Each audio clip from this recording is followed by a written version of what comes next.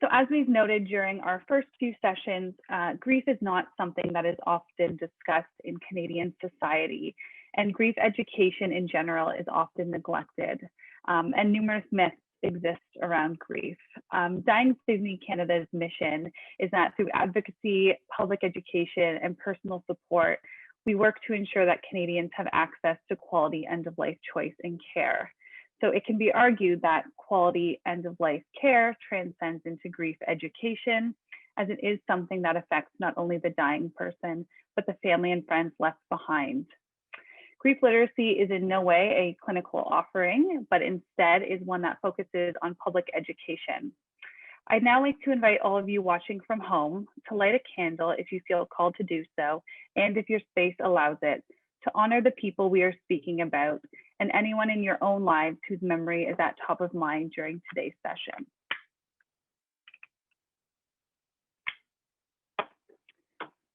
So today's topic is how to be there for someone who is grieving, and we're joined by Dr. Melnitzer. She practices both mental health and palliative care. She is also a writer, speaker, and facilitator of therapeutic writing workshops. Also joining us today is Jenny Hasselman. She is a volunteer with Dying with Dignity Canada's First Person Advocate Initiatives Council, and her journey with Maid began in 2018 with the death of her mom. And so I just want to welcome you both for joining us today. Thank you for coming, and I'm going to turn it over to Jenny, who's going to get us started. Thank you so much for the lovely introduction.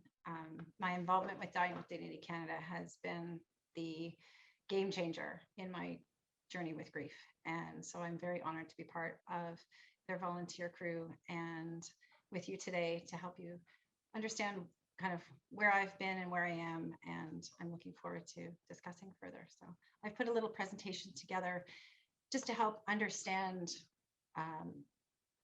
about my mom and my family and what my journey with grief began as and what it looks like today. And so I'm just going to share my screen here. There we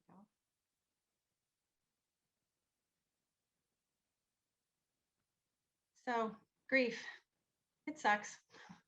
I don't know how else to put it, but it does. But it gets better and it changes a lot. I share this image as an introduction to my favorite person in the world, my mom, Louise Sinclair. This picture encapsulates the joy and the love that I grew up with and had with me my entire life. We weren't without struggles and challenges and all the ups and downs that any life brings, but all in all, I lucked out. She was the north of my compass, the one who I would call first with good news or bad, the definition of unconditional love.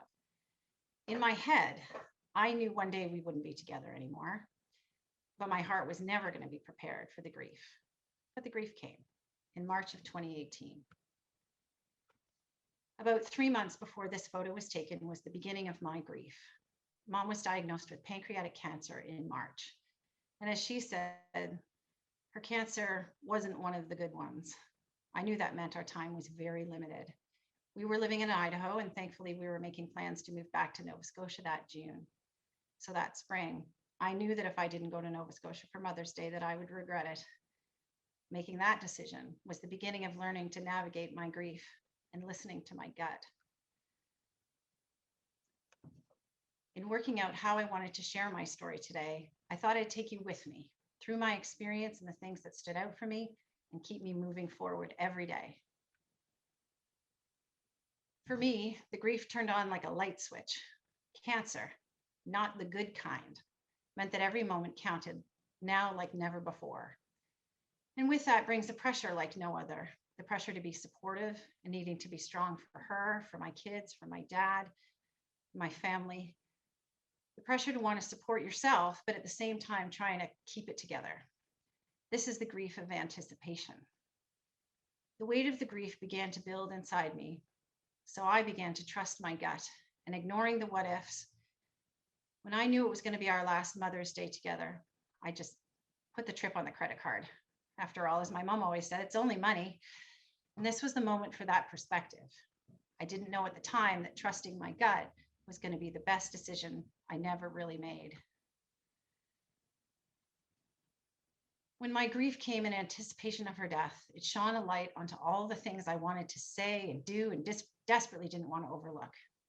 However, the reality was that Mom was sick and often highly medicated, so windows of clear communication were sometimes limited. However, the more I trusted my gut and did what I guessed was the right thing, the better I felt. Carrying the weight of this impending doom and the grieving for the loss of time that seemed to be slipping away. If I did what my gut told me, then hopefully I would be okay with things once they were over. At least that's what I told myself at the time. What I hadn't fully anticipated is that despite my own grief, I also had to consider that my mom was grieving. Every picture we took, every video we shot, she knew was an effort to capture her final months and weeks and days. So even though I wanted to record everything, someone grieving their own life and seeing that it's going to end doesn't always want to smile for the camera. And so I juggled my grief and hers as best I knew how. For so many whose loved ones are taken without warning, they're often left wishing that they'd said goodbye and wishing they'd had the chance to tell someone everything that was in their heart. Luckily for my mom and I, we'd said it all along. We knew how each other felt, so there wasn't any surprises. So once again, I searched my soul and my gut to find the words that I didn't want to regret forgetting to say. For me, it was all summed up with thank you. She joked at the time and said, "What for?" I answered, "For everything." And then we promptly burst into tears. I know others might have more to say or questions to ask when the time for goodbye comes along. And I can attest to the fact that finding a way to communicate what's in your heart goes a long way in dealing with grief. I've thought a million times about things I wish I'd said, but none of them was more important to me than saying thank you. A lot of my own grief had to wait until after my mom passed away. Being there for her in her final days meant that our roles had to reverse. With the support of my dad, my brother and sister-in-law, and my husband and many friends, I was able to be with her in hospital the last couple of nights before she accessed medical assistance and dying. It was a grueling few days of her struggling to decide when the final day was going to be, but it afforded us a precious couple of days to be together, and I will be forever grateful for that time.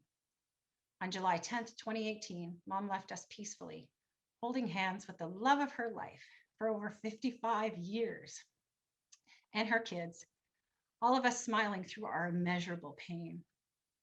In my story, my mom asked that we hold a celebration of life for her instead of a funeral, which I was very relieved about. Plus, we chose to have it a few months after so that there was time for the dust to settle. It was a wonderful celebration that brought together friends and family, and it was exactly what she wanted it to be and what we needed it to be. My mom had become quite an accomplished fabric artist in her retirement, so one of those gut decisions things that I did was to ask her if she would like us to create a piece of art at her celebration. She loved the idea. So I created the birch forest, trees she'd requested, and every guest that came pinned a yellow leaf onto the trees. By the end of the celebration, there was new life. Art had been created in her honor. As Carrie Fisher once said, "Turn your broken heart into art." So that trip around the sun, that first year living with the cold reality of grief, was exactly as so many have experienced. All the firsts without her. For me, it was comforting to create new traditions and find a way to honor her memory in them without trying to fill the void of her not being with us. Focus on the future, my own family, mirroring the one she so lovingly created for me. This year was also the year where the fullness of grief settled in, the weight of the loss, the feeling of being lost and not knowing what map I needed to find my way, all becoming increasingly more challenging for me. I was grateful to have the sibling love and kinship of my brother and a loving dad who I knew was caught between his own grief and still being my parent wanting to help his daughter. That first year was different for all of us, but I know for myself, I was glad to see it all come and go. Life marches on anyway, and part of me just wanted to get on with it. What was this grief and loss going to look like when there were a few milestone markers to know when it was time to lay down the weight of the grief and take a moment with it? In that year after Mom died, I was really struggling. I knew that my grief was palpable a lot of the time. However, I also knew that traditional grief support groups weren't what I needed. Once again, I listened to my gut, and it said that something else was getting in the way of moving forward. So I contacted Dying with Dignity Canada. My gut said that it was the witnessing of my mom's passing through Maid that was the piece of the puzzle that I truly didn't know how to cope with. I felt like I did everything I could to be supportive at the time. It's what she wanted, what we wanted for her, yet it still weighed heavily on me. In no time at all, I was surrounded with people who understood what I was going through and encouraging me to take them up on offers of support. That one act of reaching out snowballed into having a whole community of strangers who instantly felt familiar and safe and provided a profound level of comfort in my own struggle. What I began to learn was that grief was going to pop up, often unexpectedly, and it was going to be up to me in each of those moments to acknowledge it and let it come in. If I tried to push it away, tell myself that it's been long enough now, that things like that shouldn't bring out grief, that the grief would just stand there, lurking in the shadows. If I just turned the light on, let it pass through, then it would be on its way again soon. Some days for me, it's sobbing in the shower because the tears are a watershed about to burst, or stopping to listen to the Barbra Streisand song that comes on the radio, or putting together a presentation about my grief, bringing up a ton of memories and looking through photos, reminding myself of the joy in those moments, even when they were tinted with the pain of impending loss.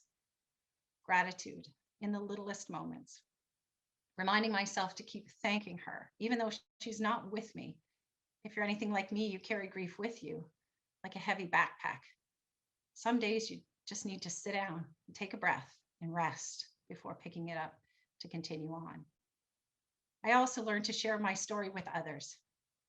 The missing piece of the puzzle of coming to terms with the Maid death was getting comfortable with others' discomfort for the greater good of hopefully impacting someone else who might be struggling just like me.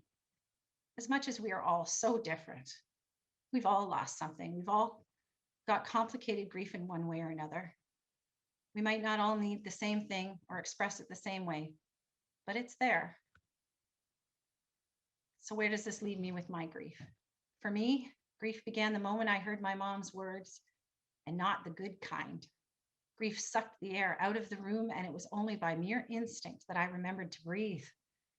My gut took over and guided me, taking that cue from my gut, which has been the guiding force in navigating my way through the grieving process of watching my mom disappear and finding her in a new way that helps me bear the weight of that loss.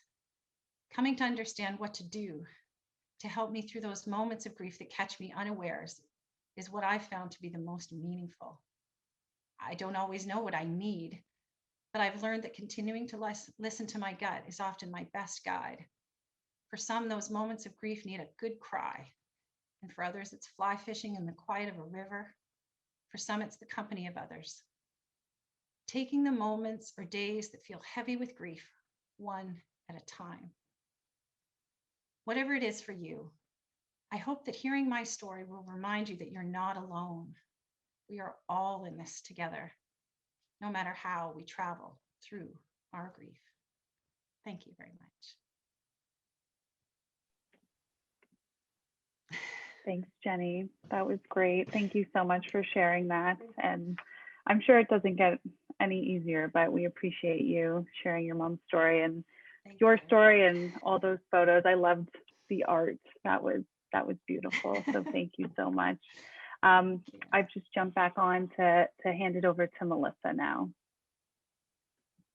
Okay, I will share my screen here. Oops, hang on one sec.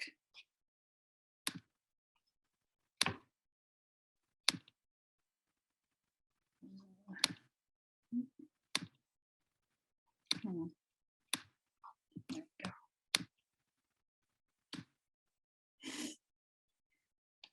All right, so thank you so much, Jenny.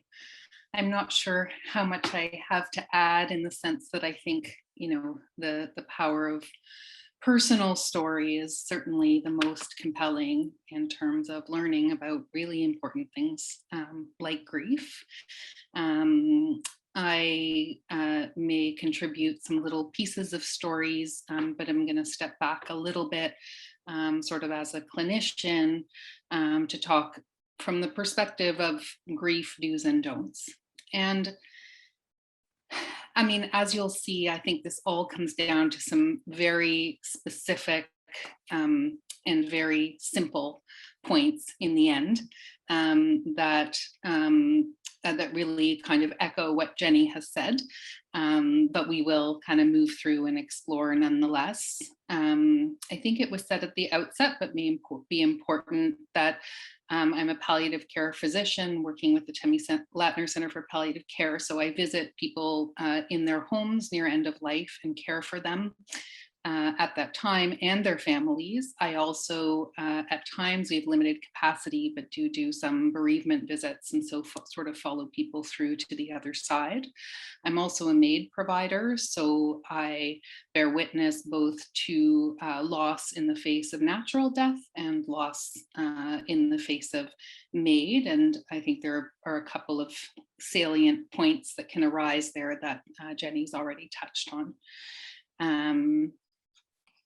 I also have personal experience with grief and lost my mom just over a year ago, but we're not going to go there too much today. But I think it's important to say, because I think talking as a clinician can seem kind of distant, and how can you possibly really understand? And frankly, I'm not sure we can until we go through these things ourselves in whatever way. So you'll see we'll keep coming back to this picture through my talk, because really this to me is the bottom line of how to be with someone who's grieving. It is simply to be present. And obviously through the pandemic, holding someone's hand was something that we often couldn't do, which has made grieving an absolute travesty for so many people and dying because of the isolation of this time period, which has just made everything harder. But I think symbolically, it stands nonetheless. So what is grief? It was interesting when I was asked to talk about this, I thought, well, I don't know, I never really thought about like, what's the definition? Like, it's grief, and there were a lot of different sort of variations on the explanation, but the simplest one, and the one that rang most true for me, is that it's the experience of loss. And what that means, I think that's really important, is, that it can have both physical, emotional, spiritual components. We'll talk a little bit about that. And also that it doesn't involve only experiences with losing a loved one to dying. As Jenny talked about, it also involves anticipatory grief. So the individual who themselves often is just sick, if not dying, and many other transitions that we go through in our lives in which we experience, the loss of a friendship, the loss of our youth. There are so many ways that I think we've all experienced grief already by quite a young age. So sorry, this slide isn't coming through too well, but I can see it well enough to take you through it. So I'll do that. Just as I was saying, so, and I don't think anyways that the content of this is terribly important. I think the headers are important in terms of saying that grief plays out in different ways in different people.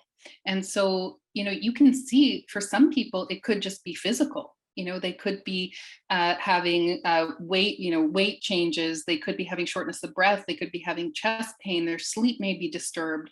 There can be all these kinds of things that don't necessarily appear to be emotions, but actually are manifesting physically and can be quite dramatic.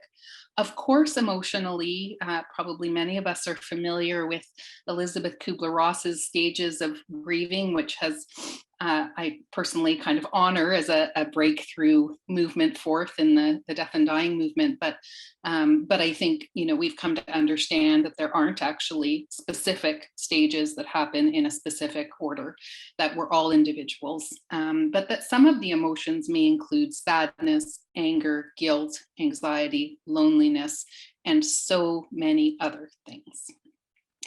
Behaviorally, we may find that someone who's grieving is forgetful, that they're worrying more, that they're withdrawing from their normal activities. So this, the grieving person can look very, very different to us based on both how they experience their grief and the nature of their grief, and what we bring in terms of when we're looking in or trying to stand by or support someone who's grieving. So we're going to talk about some do's and do nots as promised. And I'm really not a very prescriptive kind of healthcare provider, especially from the perspective of mental health. I really value the deep wisdom that I think that we all have. And actually, as Jenny said, which I found really touching and striking, the importance of trusting ourselves. And I'm going to keep coming back to that as well. So I don't think there's a list that you need to memorize or really have in your back pocket necessarily. But sometimes when we're caring for someone who's grieving, we're just approaching there's someone who's grieving in our lives, we get very anxious and confused and kind of tongue-tied. We don't know what to say. We don't know what to do. And sometimes we do things that just really aren't helpful. And I must say that as gracious as many people are, I just hear so many stories from every person I visit who is bereaved about the, how shall we say, just things people said that would have been better not said. And, I think we need to be very gentle with ourselves in how we approach the person grieving. Again, it's not that there's a right thing to do, but I think particularly there are some ways of being that can really help to inform the quality of connection and what we bring to someone who's grieving. So please, when you're with someone who's grieving, refrain from giving advice. This is one of the top things that I emphasize when I'm facilitating a therapeutic writing group or working individually with someone in psychotherapy or working with families with somebody who's dying, is that when we're anxious and we really want to help, we often go to a place of wanting to fix things. We want to make this better. And for the grieving person, there is no way to make this better. They themselves will find their way to make it better. And in my view, our job as someone supporting someone who's grieving, and I don't mean that clinically, I mean that much more from the perspective of just a friend or family member or a work colleague, our role is to be present, to honor their grieving process, whatever it may be. So, I think also that especially if we've lost a loved one, we may be prone to tell them what they should do. And so again, I would strongly encourage holding back on giving advice. Instead, I would encourage you to be present. This is not a simple task. As many people may be aware and may be involved in different ways, the mindfulness movement is in full swing. There's been a great deal of research showing the benefits to individuals through the process of bringing ourselves more into the present in terms of alleviating stress, chronic pain, depression, anxiety, and the list goes on. So one thing that we do when we're with a grieving person, and again, we may be uncomfortable, it's hard to be still. What can we say? It always feels like the wrong thing, is coming back to that possibility of trusting ourselves, of just being where we are. I do this all the time when I'm counseling, or just being there with families and individuals who are dying and with those who are bereaved. Because I often, although I'm a pretty experienced clinician at this point, find myself really tongue-tied and really like, oh my God, like, what am I going to say now? Like, there's nothing in my toolbox. I got nothing. And I really find that every time I come through okay for those that I'm trying to support by just coming back, listening, staying where we are, possibly reflecting something back that I've heard, but just being there. So being there requires being gentle with yourself as well.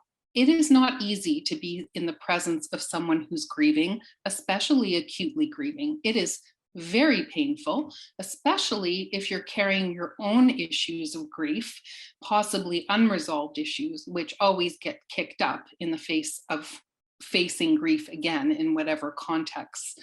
So when I go, when I am in that kind of situation, and especially when I'm anxious and I don't know exactly what I'm going to say or if I can be of help, I do try to have a little chat with myself and a few deep breaths before I enter that situation to just say, look, like, there's no right way. You're showing up, just show up and trust yourself. So that could to some sound a little woo-woo and kind of out there or too kind of loose. So we'll get a little concrete in terms of what we say or do. One thing I think that is crucial is not to ask how you can help. The grieving person does not know how to ask you for help. The grieving person often feels a great deal of shame about the fact that they feel they desperately need so much help, whether that's in the throes of the days after a loss or while their loved one's dying, when they simply need someone to provide a meal or like an apple or that kind of thing. And I'm sure many people are familiar with the lovely story about the grieving person and the neighbor who comes by in the night to shine their shoes before the funeral. This is really where we want to go. We want to offer specific help. Take the risk, make the leap, offer something. If they turn you down, that's okay. You can also do small things that you don't even have to ask about. You can send a meal, you can shine shoes, you can help care for their kids, not so easy in the pandemic, but hopefully moving forward again, these kinds of things. Whatever you yourself bring in your strengths and your ways of showing loving and caring, just the smallest gesture. The other thing I would say here is that the grieving person does not stop grieving, as a Jewish person, I'll say after the Shiva, after the week. And for people of other faiths, after the time that may or may not be prescribed by their faith or by their personal beliefs or so on. People, it doesn't stop as quickly as society wants it to stop by any means. And I think Jenny described this well in terms of the on and on and onness of this experience. And so the idea of offering specific help, I also often think about how difficult it can be to be present, know what to say, feel you're doing anything useful and so on in the acute throes of grief. And I think about when I go into people's homes a few weeks later and how very, very quiet it often is. So I think there's also the space to be supportive to a grieving person long after you may showing any signs of grief, because that is for sure going on for them in whatever way it's weaving through their lives. And again, people often express to me a feeling of shame in asking for help. We have a society that tells us that we should be strong, we should be able to do things ourselves and so on. And so to just show up with gestures and little acts of helping is one of the most valuable things we can do. The other thing we can do, which I think I've talked about already in another sort of vein, but is that quality of listening. I think often people try to fill space by talking when we feel anxious. And for the grieving person, it can be very hard to process what other people are saying, doing, or even that there's a world outside of us going on. Our world can become very, very small and very, very intense.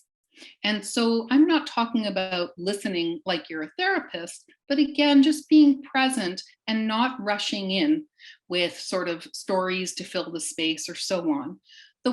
One of the places I would say, perhaps a caveat to that is where you've shared personal experiences with the person who's died. And I think that the grieving person often appreciates those memories. I remember when, what I loved about her was, these kinds of things. And these certainly, I think, can be helpful, but continuing to cultivate space for the grieving person's feelings and full experience. And staying present.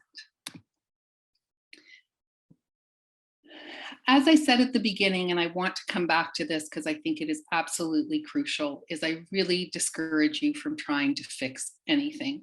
You are not bringing back the person who is gone, and you are not going to stop the pain of grieving, nor should you.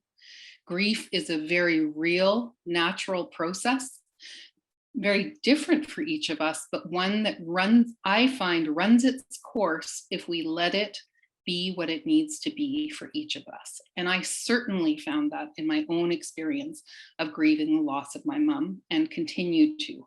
And I was so grateful after, in the months following her death, that I knew that the fact that I was just bursting into tears all the time was perfectly fine.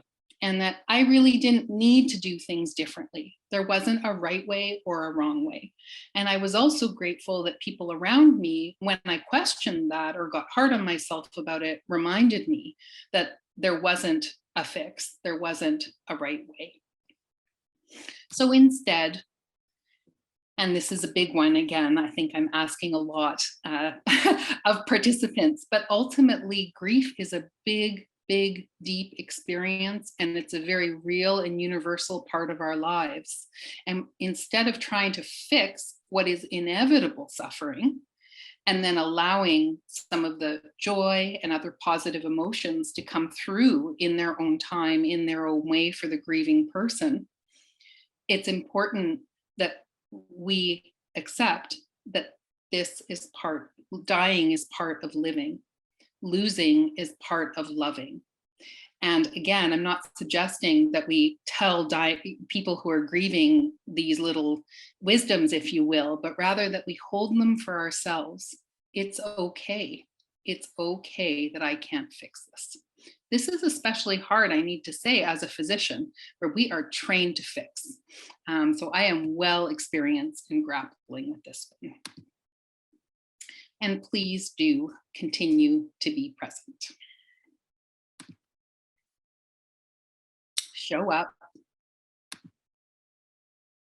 A few more and we'll be done. Do not, please, talk about your own suffering. I often hear from people that, their best friend came over and talked about the problems that they're having with their boyfriend. And let's say this individual may have just lost their partner. It's not working. There's just not that kind of emotional space.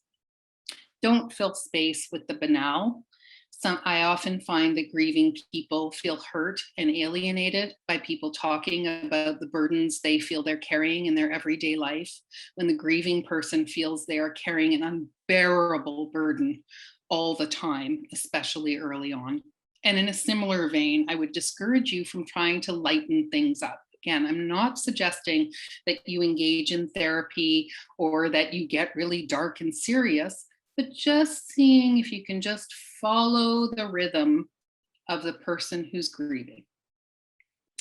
In terms of Maid, I would strongly discourage you, and this probably isn't an issue for this crowd, but in other crowds, it certainly can be, that people want to talk about their thoughts about Maid, whether they be, good or bad. And I would venture that it is not the place of a person supporting those who are going through the Maid process, either an individual going through it, their family, or their family grieving afterwards, to get into the ethics of this tender topic, which at this moment, for this person or these people, is a deep emotional struggle and process that has some unique aspects. I'll just veer into that for a moment to say that there is very limited data thus far to tell us our Maid deaths, if we look in large groupings, as we're starting to have thousands of people choose Maid in our country, are there any similarities among people who have had a loved one have Maid versus a natural death? are there any trends in what we see in terms of their grieving? We do not yet know the answer to this. It is in the process of being studied. I think that what we know so far in terms of my personal experience and the conversations that I've had with other providers is that Maid can, and I think Jenny was talking to this a bit, that it can create certain aspects that require their own attention in grieving, just like a natural death can, really, depending on the course of that natural death. But when I counsel families before Maid, I tend to tell them that as painless and peaceful and merciful as this process is, it is fast. And I find that sometimes families are in a state of shock that's slightly different than with a natural death. And it's very hard to come to terms with, because you have this time leading up where a lot of families, again, as has been described, have chances for healing, to say what they want to say, which sometimes gets lost in the pace and timing of a natural death. And it feels like everything's been said. We're totally in support of this, this kind of thing. And then it's so hard. On the other hand, because Maid allows for so much pre-work, if you will, among individuals and their families, I wonder if the results will show that there's a less complicated grief than in a very complex natural death. So we don't know yet, but I think it is, we often don't know, people don't necessarily share whether their loved one has died naturally or whether they've had Maid. And so we often don't know this if we're caring for a loved one, but more and more people are talking about Maid and sharing this kind of thing. And so it may be helpful to just consider that they may have some things that are particularly unique to the experience of having experienced a loved one's death through Maid. And again, I am not at all putting a negative spin on that. I think there are so many positives, and I'm a very committed provider. But I think there are like question marks there that we have more to learn about. So what should we do? I think I've said all these things. Accept silence. I think there's a lot of silence in grieving. Don't judge. You don't know how someone else should grieve, and they don't need you. One of the hard things I hear people often saying is, people say I should be doing better. People say I should be going out. People who've lost partners, people say I should be dating. People say I should, and so refraining from shoulds is really important, and being yourself, bringing what you bring. There we are again. I obviously have a bottom line here. And I don't know if I have any more slides. No, I think that's the last one. So I'm going to just leave you, as I considered this talk, my words kind of came out in a certain way, which I think kind of captures what I've said here, and I hope may be helpful as a way of closing in terms of being there for someone who's grieving. Show up, be there, keep showing up, keep being there, take care of yourself. Have compassion within the boundaries of your own well-being. Show up in the morning or show up at night. Show up with a smile or with nothing at all but yourself. Shine some shoes or pick up groceries. Make a meal or pick up the phone. Say a prayer or tell her you understand that even prayers don't help much when you hurt so much. Tell him you'll keep showing up, then keep showing up. Don't run like a river or be still as a pond, but be a lake, cool and warm at once. Ripple gently. Accept the sun when it rises and be there for the setting if you can. Thank you. Thank you so much to both of you. That was so touching and informative, and just, this is always relevant, but especially this year and this past year, we're just so grateful to have you both here today. And there was one comment as well that I wanted to share before I get into the questions. Someone had just said, so much gratitude. Thank you so much for sharing this with us. We're so grateful and so appreciative. So just to echo what I had said, thank you again. And if anyone has any questions still, please feel free to type them into the chat box just at the bottom of your screen. Okay, so we have a few good ones that have come in. The first one I'll ask is, when supporting someone through grief, is it best to use words like death and die, or should we use euphorisms like pass away? Either of you, if whoever wants to start. That is a good question. My instinct is always to use what you're most comfortable with naturally, because then it will come out naturally. You know, if you're approaching it trying to read the other person's mind, then you're not bringing yourself to the table. You're trying to read them. And so if you're bringing passing away as your comfort level or dying, we all know it adds up to the same thing. That would be my instinct. Yeah, I think I would echo that. I mean, I think it's tricky. You know, I think there's something to being really direct and kind of naming what's there. And at the same time, like Jenny says, I mean, people are in different places, like even grieving people, and may find that terminology jarring. So I don't think it's super important, the language we use, actually. I think it's the sentiment behind what we're saying. So maybe we can take comfort in that. I don't know. One of the things, echoing sort of Melissa had touched on, the differences of grieving a Maid death and sharing that with people as opposed to a naturally occurring death. I still struggle with how to describe my mother's death. At first, because I was new to Maid and I was still getting comfortable with it, even as it was happening, I thought, well, what do I say? Because it feels like, well, she did die, but I also desperately wanted people to understand that she died the way that she wanted to. So did she access Maid? Did she utilize Maid? She had a Maid death. And at the time, 3 years ago, every time I said Maid, I had to explain what that was. And I think in a lot of times I still have to explain that. And I'm certainly a lot more comfortable. It was very awkward at first. I had lovely neighbors who I just talked endlessly about it, and they were very sweet, and they did exactly what Melissa would have been so proud that they did. And she was a nurse. She just listened. She really did. And she didn't know me. She's a cottage neighbor. And I unloaded it all. And I, to this day, feel so grateful that a stranger just let me explain, and as awkward as it was. And so, but the more that I did it, and the more I kind of found my footing, especially with a Maid death, that helped me get comfortable with it and allay other people's discomfort as well. So that can add a level of how do you describe that? How do you refer to that? And as Melissa said, not everybody's going to be comfortable with it. So it's going to kind of be a bit of an awkward time sometimes. And it's just how it is.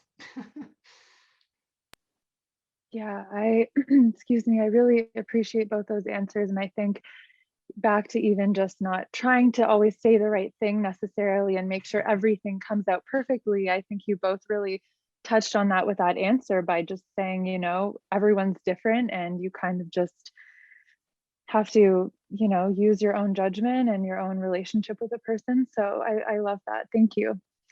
There was a question related to Maid, actually, so that might be a good one to go with next.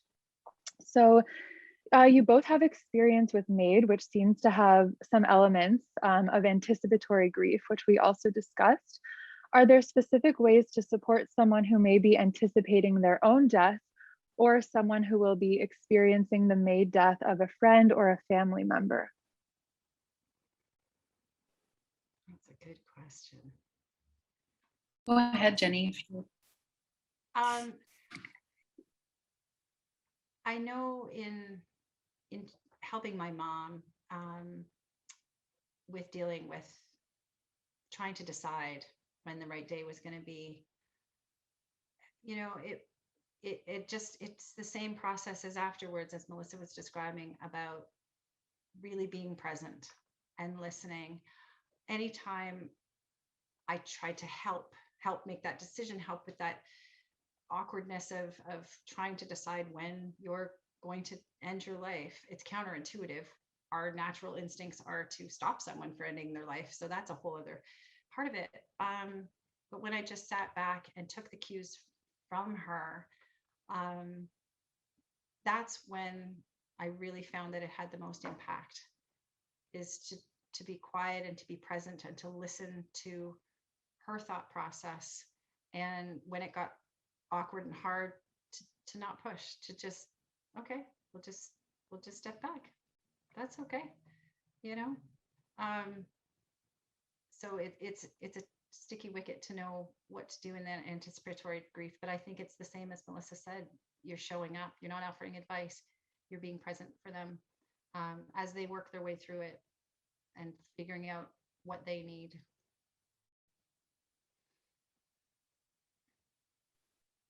Melissa, do you want to add anything to that at all? Do you mind just saying the question again, just because I think there were a few aspects to it. I want to make sure to.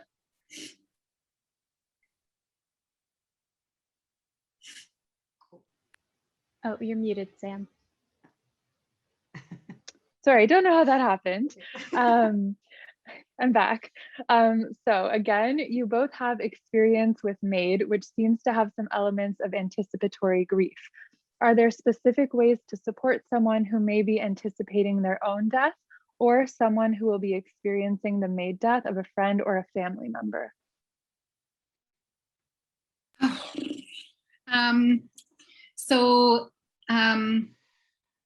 I'm trying to think, I'm thinking about that in terms of, are there differences between supporting someone and a family around a Maid death as opposed to a natural death? And the beauty of the Maid death in many situations is that, we know we have a plan, which also can be quite jarring to sort of count down to in these kinds of things. But, I find that people, regardless of Maid or a natural death, people continue to be who they are and who they always have been. And so I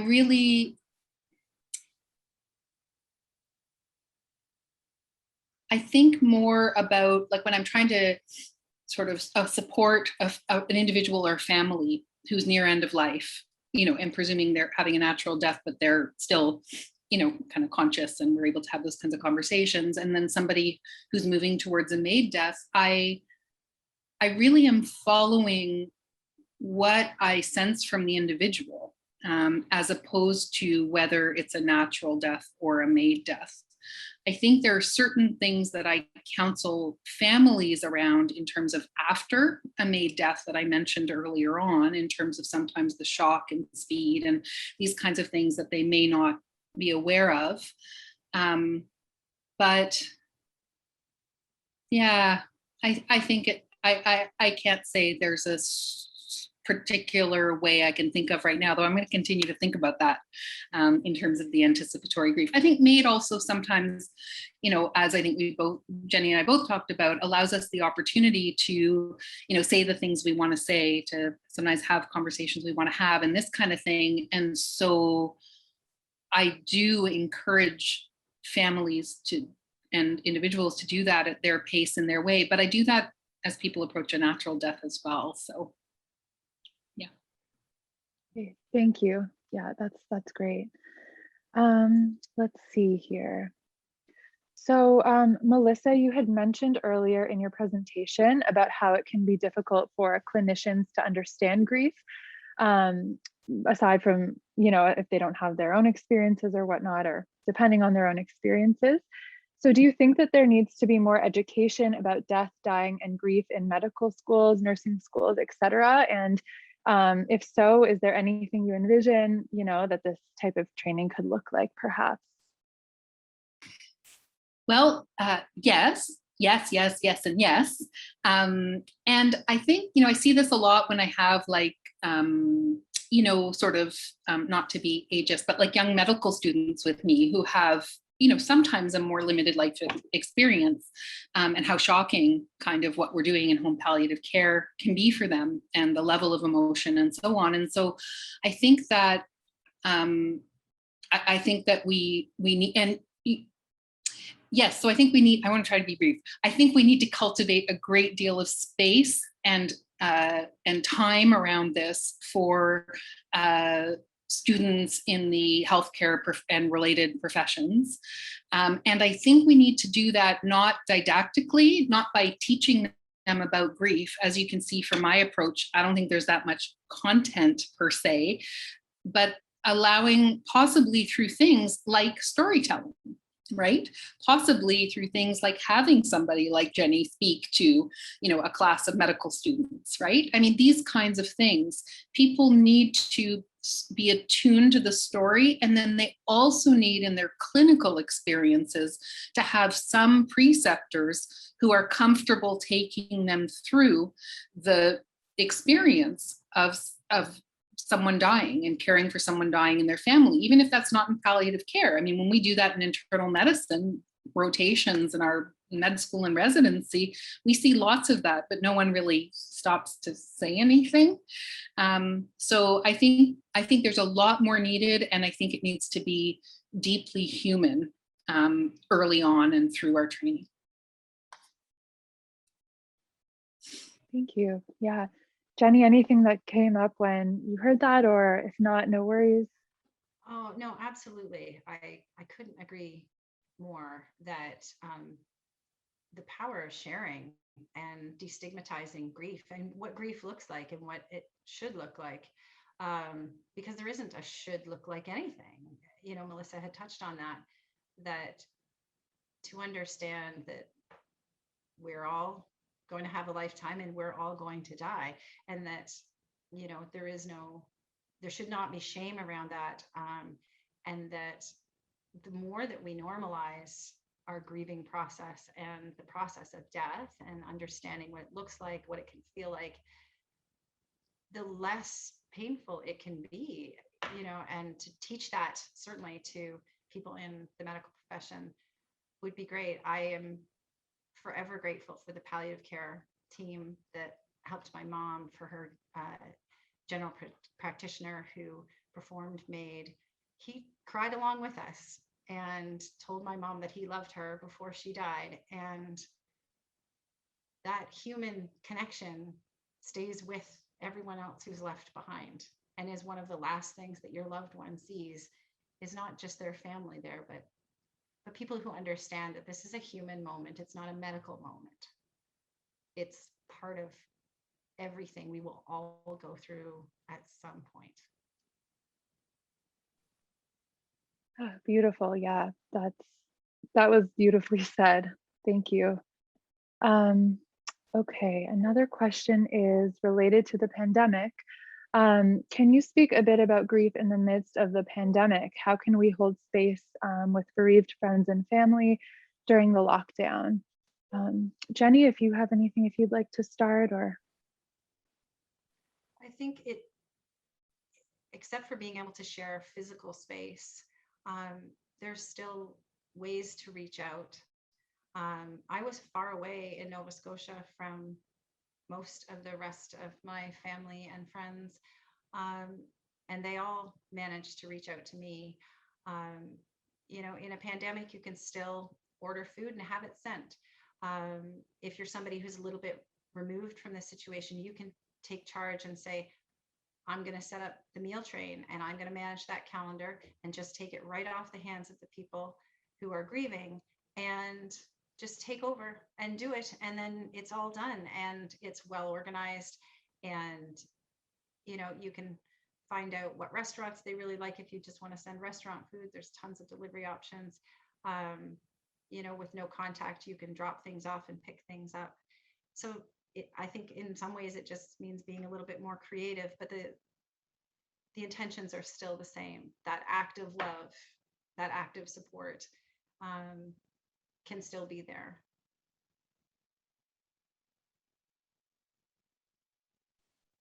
Melissa, anything to add? The first thing that came to mind is just how hard it is to be sick, to be dying, for loved ones to be losing a loved one, and to be grieving in the pandemic. I think I said this earlier, but it's just, insult upon insult. Like, it's just, I just want to acknowledge, like, it just is so hard. That said, I'd agree with Jenny. I mean, I think, a lot of the things that we can do to comfort those we love are things that we can continue to do. And it depends on the individual. Some people describe being very sick of Zoom and not appreciating any more Zoom calls, after the death of their loved one.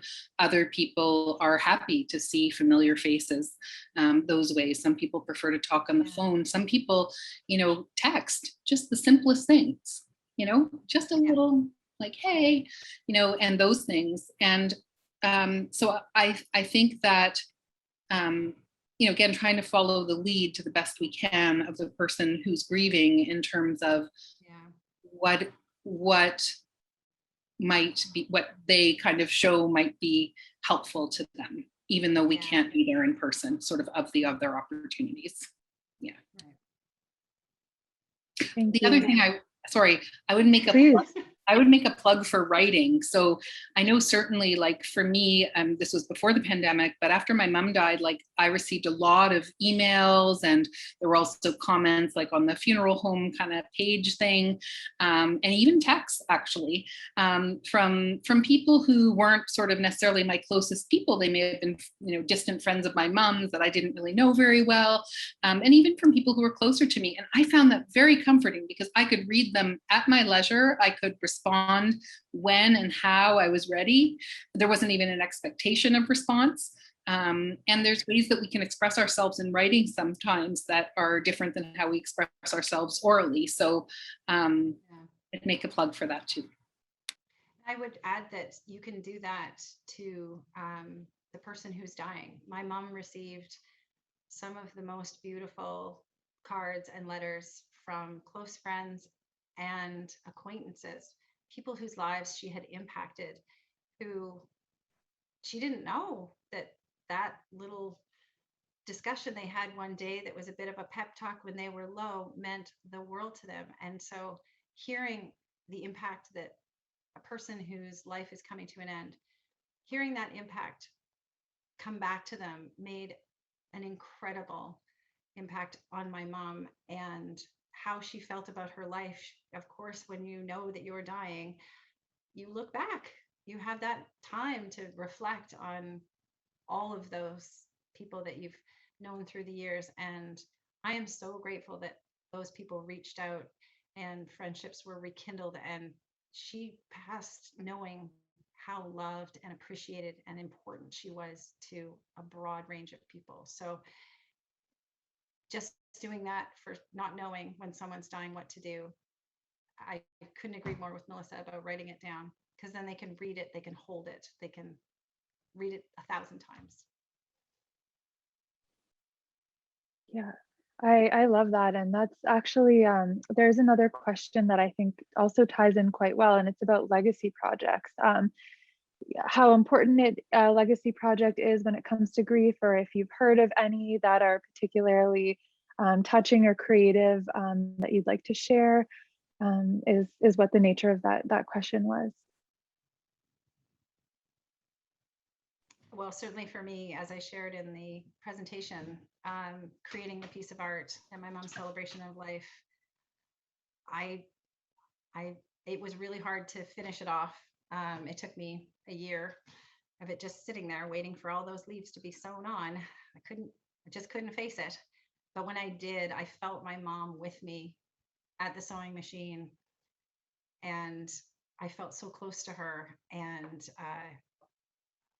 I look back on all the things that happened in that whirlwind of time, and I am so glad that we created something out of loss.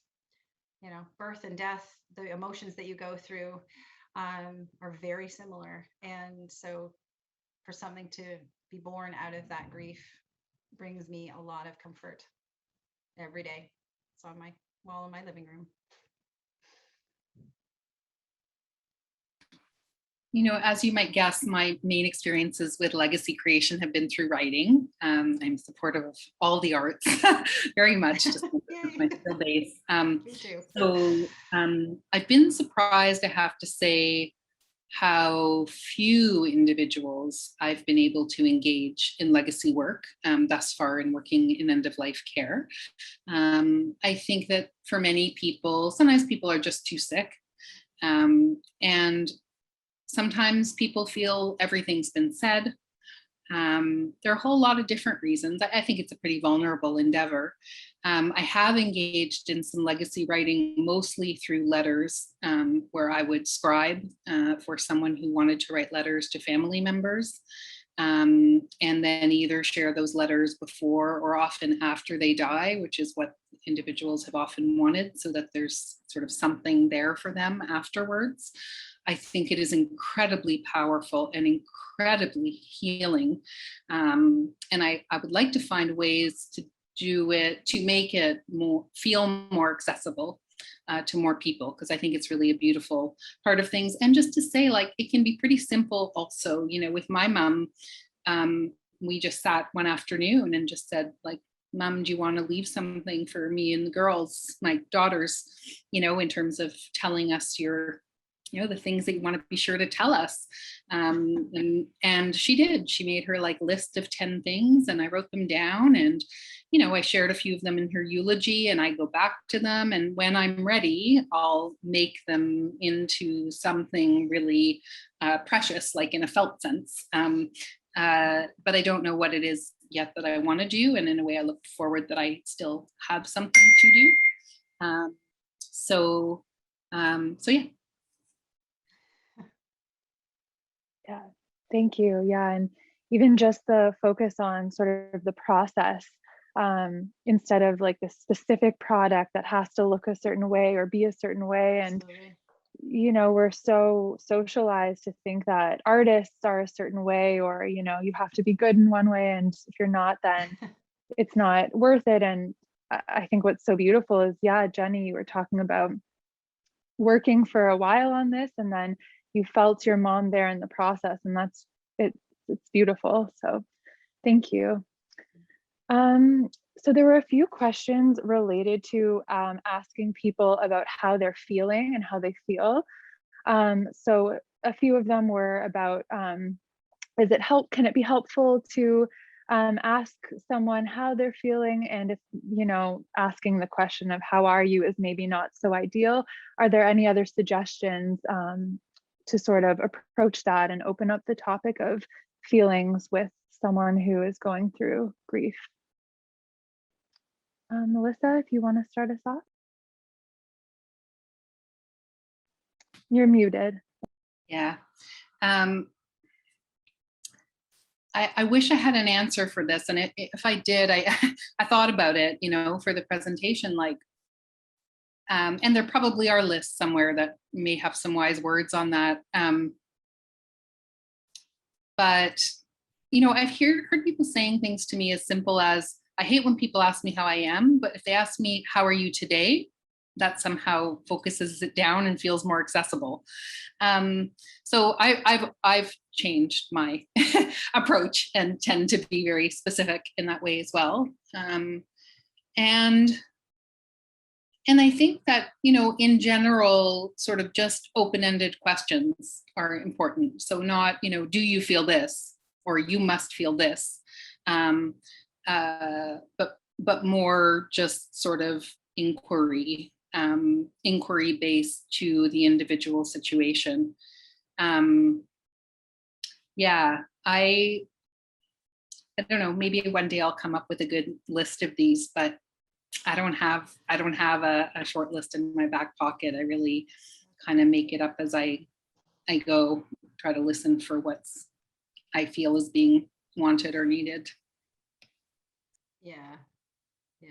It's a tough one, right? Like, because when you're asking, how are you, you know, they're probably not okay, but are they okay? And then, you know, the person being asked feels like, well, what answer are they looking for? Do they want the full answer that I'm really crappy today and I'm really trying not to cry and I got out of bed, so I'm feeling like that was good, right? So and I would say to maybe take stock of your relationship with that person, right? How close to that person are you? Certainly when my very dearest friends say, how are you? I know they want to know really how I am. But if you're a bit further removed, you know, if you're really going to ask me, be prepared, you might get an answer, or you might get I'm fine. And that's okay. Yeah. Thank you. So I think we have time for probably one more question before we wrap up for this session. I see. So do you have any resources that have helped you through your own grieving process, or any that you would recommend to people aside from any processes that we've already discussed?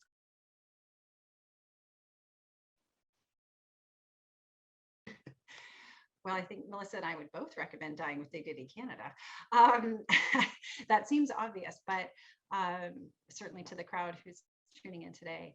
But I have recommended Dying with Dignity Canada to others as a resource and as a place to just connect with other people and to feel a very safe space to talk about grief. And certainly I wrote a blog post early on, and that was very cathartic for me. But reading other people's blog posts was wonderful, because again, like Melissa was saying, it's that sharing of the stories and that understanding of different experiences. I had somebody, after I wrote my blog post about my experience with my mom, reached out to me, perfectly stranger, and we connected and messaged back and forth. And it was clear that she was dealing with 10 years of grief, not having been able to help her mom access Maid. It just wasn't there. And so I said, you know, Dying with Dignity has so many resources for you to help you understand, because I can't think of a group that understands more anything about grief. So for me, that was the game changer for sure. Yeah, so of course I would echo Dying with Dignity as an important resource. And I think another organization I've heard quite a bit about and looked at their website earlier on and do refer families to and individuals is Bridge C14, which I believe offers sort of peer support for people going through Maid, for families, and so on. And I imagine hopefully that will grow further over time. And I think that, you know, regardless of the nature of the dying itself, the groups like Bereaved Families of Ontario, Gilda's Club, Wellspring, the latter to support people going through cancer, and then also grieving groups. And it's very individual. You know, I have a lot of people who say to me, there's no way in hell I'm going to a group. Like, that is not my thing. So I think it's important for individuals to think about, you know, what's resonant for them. And then I would also say a theme that I think we've both been talking about is finding comfort in the arts. You know, I think that there are a lot of beautiful books and poetry and art and so many things like that sometimes really reflect to us the place we're in, which can feel very lonely and as if we're sort of the only one going through it when we are. So I think those things. And the other thing I would say is, you know, feels important to say, is the importance of reaching out to somebody sort of as basic as your family doctor or your primary healthcare provider, if you really feel you're struggling, not only because they can be somebody to listen, and they can be someone to refer you somewhere for further supports, but also there's always the risk of grief kind of bleeding into depression, and it can be a fine line to sort that out. And sometimes I think it's really important to check in, because that can be a whole nother aspect of grieving that can be quite complex and need different kinds of supports. Wonderful, thank you so much. And before we wrap up, there's one more comment from an attendee that I wanted to share, that we're going to share. So they said, when Melissa was talking about all the shoulds that people put onto you during grief, in this this individual's grief group, they talked about people shoulding all over you. And they said that this is something that spoke to many people's experience, and hopefully this phrase will be useful for other folks, just having that experience of expectation being put on you. So, okay, well, thank you again so much, Melissa and Jenny, for joining us today. I speak on behalf of everyone who attended. We're truly so grateful for your time and sharing and expertise, so thank you. So everyone, our next session will take place on Monday, May 31st at 3:00 p.m. Eastern Time, and the topic will be Children in Grief, Perspective, Support, and Discussions. So please be sure to register using the link in the chat, and we'll see you hopefully next week. Have a great day, everyone. Thank you again. Thank you so much.